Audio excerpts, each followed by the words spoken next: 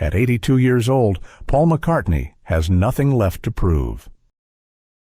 As one of the most influential and successful musicians in history, his legacy is unmatched. But even legends have their frustrations. Recently, McCartney sparked conversations by candidly naming bands that once annoyed him. His comments weren't rooted in hate, but rather in competition, creative tension, and musical rivalry. This list didn't come from personal grudges. It reflected artists who either challenged the Beatles' dominance or gained success in ways that rubbed McCartney the wrong way, at least for a time. Some were peers, others were from later generations, but they all had one thing in common. They pushed his buttons.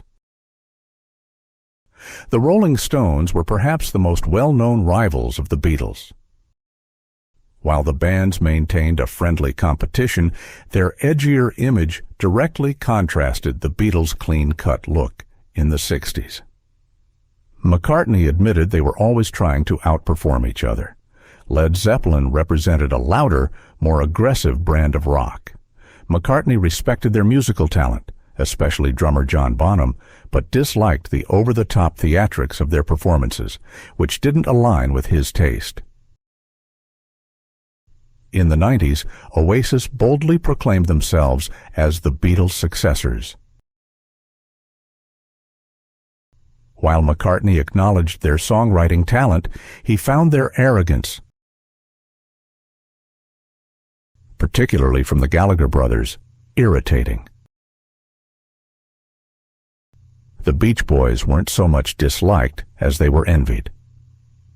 McCartney admired Brian Wilson's groundbreaking work, especially Pet Sounds, which heavily influenced the Beatles' Sgt. Pepper.